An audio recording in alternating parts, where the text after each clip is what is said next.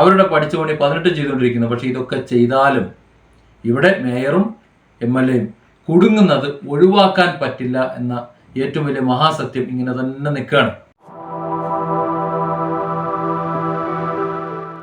നമസ്കാരം. ഇവിടെ ഒരു സംശയവും മറ്റൊരുടെ ഗതികേടുമാണ്. മുമ്പ് കാശ്മീരിൽ നിന്നൊരു കവിത എന്നൊരു നാടകത്തിൽ ഒരു ഡയലോഗ് ഉണ്ട്, കുഴയ്ക്കുന്ന ചോദ്യങ്ങൾ ചോദിക്കരുത് എന്ന്.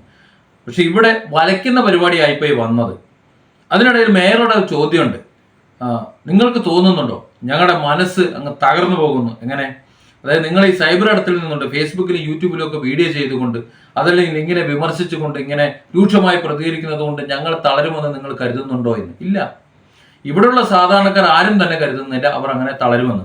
കാരണം അവർ തളരില്ല, തളരാൻ പാടില്ല. തളരുന്നവരാണെങ്കിൽ അവർ നേതൃസ്ഥാനത്ത് ഇരിക്കാൻ പാടില്ല. അത് തന്നെയാണ് നമ്മുടെ അഭിപ്രായം. പക്ഷെ ഒരു കാര്യമുണ്ട്, നേതൃസ്ഥാനത്ത് ഇരിക്കുമ്പോൾ നേരിൽ പറ്റിയതേ പറയാൻ പാടുള്ളൂ. അഥവാ കളവ് പറഞ്ഞാലും ഒരല്പം നേര് ചേർന്ന കളവ് പറയാം, അതേ പാടുള്ളൂ. ഇവിടെ എന്താ പറ്റിയത്? ഇവിടെ യദു ലൈംഗിക വിക്ഷേപം നടത്തി എന്ന് പറഞ്ഞു. അതാണ് ഇവിടുത്തെ ഏറ്റവും വലിയ കളവ്. വേറെന്തെങ്കിലുമൊക്കെ പറഞ്ഞെങ്കിൽ കുഴപ്പമില്ല, ഓർസ്പീഡോ മറ്റെന്തെങ്കിലുമൊക്കെ പറഞ്ഞിരുന്നെങ്കിൽ കുഴപ്പമില്ലായിരുന്നു. ഇവിടെ ലൈംഗിക വിക്ഷേപം നടത്തിയെന്ന് പറഞ്ഞപ്പോൾ യദുവിന്റെ അമ്മ കഴിഞ്ഞ ദിവസം ഒരു ചോദ്യം ചോദിച്ചു. ആ ചോദ്യം വളരെ പ്രസക്തിയുള്ളതാണ്. ഇത്രയേ ഉള്ളൂ, വളരെ സിമ്പിളായിട്ട് ചോദിച്ച ചോദ്യം, നിങ്ങൾ എങ്ങനെ കണ്ടു? അപ്പോൾ മുമ്പ് നമ്മൾ ഈ പറയും, ഈ കുട്ടി എന്നെ നോക്കുന്നു അല്ലെങ്കിൽ ഇയാൾ എന്നെ എപ്പോഴും നോക്കുന്നു എന്ന് പണ്ട് സ്കൂളിൽ പഠിക്കുമ്പോൾ നമ്മൾ പറയാറുണ്ട്. അപ്പോൾ അവൻ നിന്നെ നോക്കുന്നത് നീ എങ്ങനെ കണ്ടു എന്ന മറിച്ച് ചോദ്യം വരുമ്പോൾ സ്വാഭാവികമായിട്ടും ഞാൻ നോക്കിയിട്ടാണല്ലോ കാണുന്നത്. അതുപോലെയാണ് ഇവിടെ ഈ യദു ഈ ലൈംഗിക ആക്ഷേപം നടത്തുന്നത്. യദു ഓടുന്ന വാഹനത്തിൽ ബസ്സിലാണുള്ളത്. ഈ മേയറും MLA-യും ടീമും എല്ലാം ഉള്ളത് അവർ ഓടുന്ന കാറിലും തന്നെയാണ്. അപ്പോൾ ആര് വിക്ഷേപം കാണിച്ചാലും ലൈംഗിക വിക്ഷേപം എന്തെങ്കിലും കാണിച്ചാലും ഏതൊരു ആംഗ്യം കാണിച്ചാലും ഇവർ പരസ്പരം കാണണമെന്നുണ്ടെങ്കിൽ നോക്കണം, നോക്കാതെ കാണൂല. ഇനി ഈ ഓടുന്ന കാറിൽ ഇരുന്നു കൊണ്ട് യദുവിനെ ലൈംഗിക ആക്ഷേപം നടത്തിയെന്ന് പറഞ്ഞിരുന്നെങ്കിൽ ശരിയാണ്, അതിന് പ്രത്യേകിച്ച് തെളിവൊന്നും ഇല്ലാതെ വേണമെങ്കിൽ വിശ്വസിക്കാമായിരുന്നു. കാരണം കാറിൽ വലിയ ചില്ല് താഴത്തേക്ക് താഴ്ത്തിയിട്ട് ഒന്ന് എന്തെങ്കിലും ലൈംഗിക ആക്ഷേപങ്ങൾ കൈകൊണ്ട് കാണിച്ചാൽ യദു കാണും. കാരണം കാർ മുന്നിലാണ് പോകുന്നത്, യദു ബസ്സുമായി പിന്നാലെയാണ്. ബസ്സിന്റെ ഹെഡ്ലൈറ്റിൽ കാറിൽ കാണാൻ പറ്റും, ആരും കയ്യോ തലയോ ഒക്കെ പുറത്തിട്ടാൽ കാണാൻ പറ്റും. അങ്ങനെയാണെങ്കിൽ കാണാൻ പറ്റും. ഇനി ബസ്സിൽ ഇരുന്നു കൊണ്ട്, അതും മൂടിയ ബസ്, അതിന്റെ ഡോറടക്കം ഗ്ലാസ് ഇട്ട് മൂടിയ ബസ്സാണ്, വെറും ഒരു സൂപ്പർ ഫാസ്റ്റ് ബസ് അല്ലത്. അപ്പൊ അത്തരത്തിലൊരു ബസ്സിൽ ഇരുന്നു കൊണ്ട് ഓടുന്ന കാറിൽ ഗ്ലാസ് മൂടി, അതായത് AC-യിൽ പോകുന്ന മേയർ, AC-യിൽ പോകുന്ന തോന്നുന്നു, അല്ലെങ്കിൽ കയ്യും തലയും ഒക്കെ പുറത്തിട്ടുണ്ട് ഗ്ലാസും താഴ്ത്തിയിട്ടിട്ട് പോയെന്ന് പറയേണ്ടി വരും. അങ്ങനെയൊന്നും CCTV ദൃശ്യങ്ങളൊന്നും കാണാനില്ല. അപ്പൊ ഏതായാലും ഗ്ലാസ് മൂടി ആ ഗ്ലാസിന്റെ ഉള്ളിലാണ് ഇരിക്കുന്നത്. അങ്ങനെയാണെന്നുണ്ടെങ്കിൽ യദു ഈ ലൈംഗിക ആക്ഷേപം കാണിക്കുന്നത് എങ്ങനെയാണ് ഇവർ കണ്ടത്? ഈ ചോദ്യത്തിന് പ്രസക്തിയുണ്ട്. യദുവിന്റെ അമ്മ ചോദിച്ച ചോദ്യമാണ്. അപ്പോൾ അതിന് ഞാൻ കാണുന്ന സാധ്യത എന്തെന്ന് വെച്ചാൽ, മേയറുടെ കാറ് ഒരു പ്രത്യേക രീതിയിലുള്ള കാറായിരുന്നു. അതിന്റെ സീറ്റ് പിന്നിലേക്കാണ് തിരിച്ചു വെച്ചേക്കുന്നത്. ഏത്? പിന്നിലെ സീറ്റ് പിന്നിലേക്കാണ് തിരിച്ചു വെച്ചേക്കുന്നത്.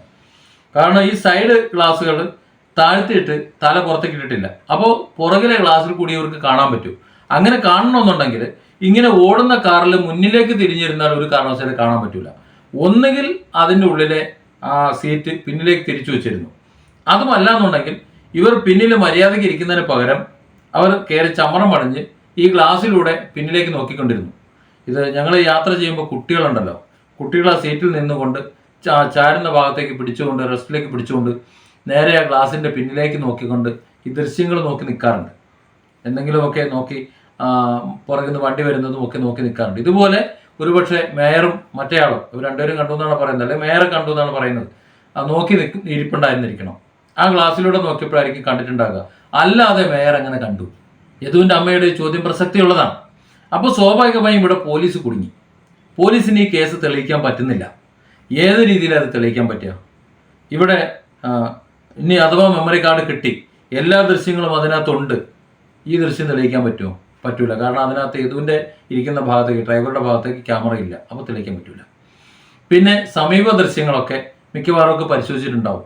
ഇതിനോടകം ഈ 2-3 ആഴ്ചയ്ക്കുള്ളിൽ ഈ പറഞ്ഞ ആ സ്ഥലത്തിലുള്ള എല്ലാ സ്ഥലത്തെയും സൈഡ് ക്യാമറകൾ, ഈ CCTV ദൃശ്യങ്ങളെല്ലാം പോലീസ് അരിച്ചു പെറുക്കിയിട്ടുണ്ടാവും എന്നുള്ള കാര്യത്തിൽ ഉറപ്പാണ്.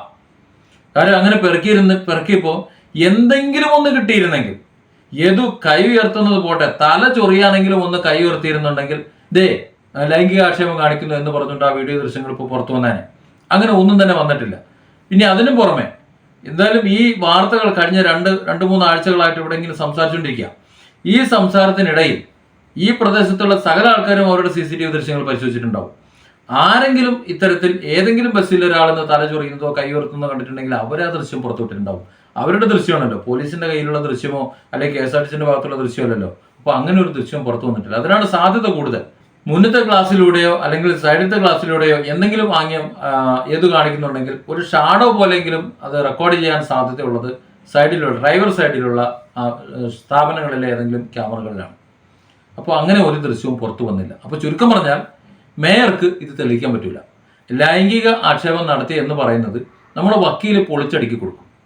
എങ്ങനെ കണ്ടു എന്ന് ചോദിച്ചാൽ സീറ്റിൽ കയറി പിന്നിലേക്ക് നോക്കി, കുട്ടികളെ പോലെ ഞാൻ പിന്നിലേക്ക് നോക്കി നക്ഷത്രം വേണ്ടിക്കൊണ്ടിരിക്കുകയായിരുന്നു, ആ സമയത്താണ് ലൈംഗികാക്ഷേപം നടത്തിയത് എന്ന് ഒരുപക്ഷെ പറയേണ്ടി വരും.